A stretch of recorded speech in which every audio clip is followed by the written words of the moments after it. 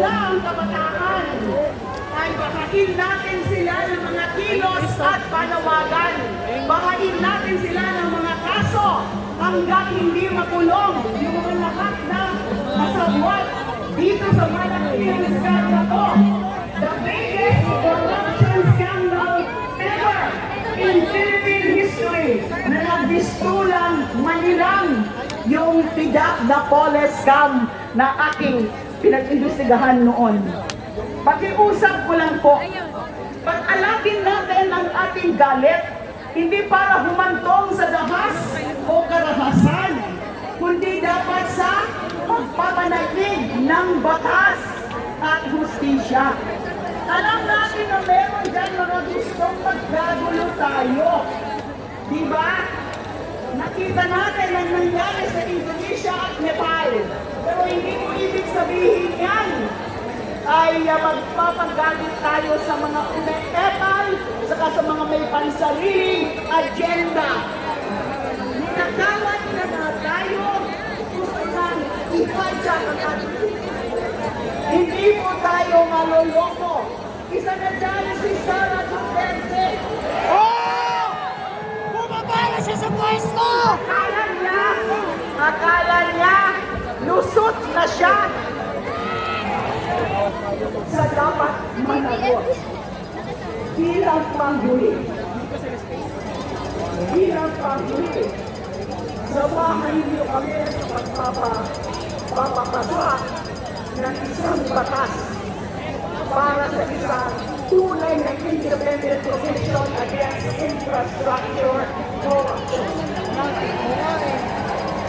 Sa lawak at lalim ng mga korupsyon na yan, hindi uubra mga mababaw at mga tinitingin pag-iimbestiga.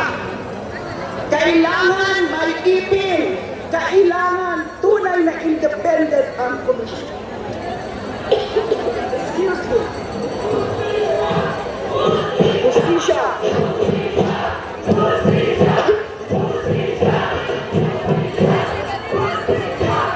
Dapat lahat panagutin at kung talagang seryoso si BBM, excuse me, he must certify House Bill number 4453 as urgent. Wala dapat sayating oras. Enough is enough! Kayong mga po! Maraming salamat po!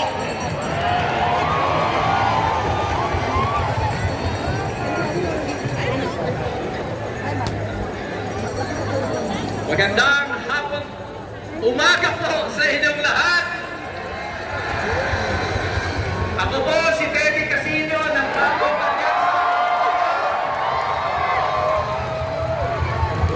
May tanong po ako sa inyo. Ano ang gagawin natin sa mga korap? Ano ang gagawin natin sa mga korap?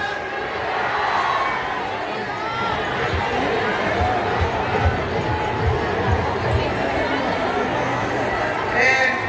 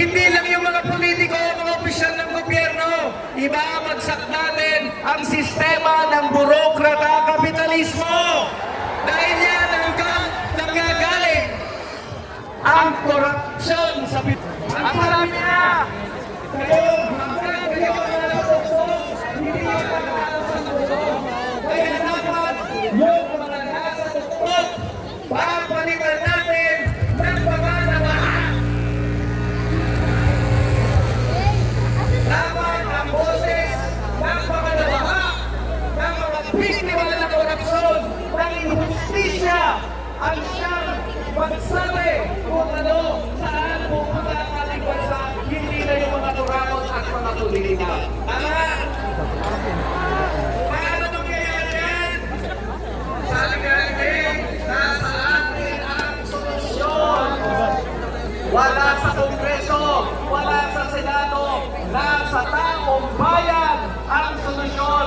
Nasa ating pagkakaisa ang lakas, nasa ating lakas ang tagumpay. Tama! Kaya sa araw na ito, nirerehistro natin na hindi tayo titigil hanggat hindi nakukulong ang mga korap. Hindi tayo titigil hang hindi nasasoli ang Rolls Royce. Kasama yung payong ng Rolls Royce. At hindi tayo titigil hanggat hindi na ibabagsak ang korap at bulok na sistema ng burokrata kapitalista. Mabuhay po ang sambayanang Pilipino! Mabuhay ang ating pagkakaibakan at pagkakaisa! Corrupt the conductor! Ikulong! Corrupt the congressman! Ikulong! Corrupt the senator! Ikulong! Lahat ng sakot, dapat managot! Lahat ng sakot, dapat managot! Ano ang gagawin sa mga mandamong? Ikulong! Ayan, konting paalala lang po. Alam ko, galit na tayo. Pero sana ayusin po muna natin ang ating mga hanay. Kung pwede magbigay daan tayo sa ating mga kasama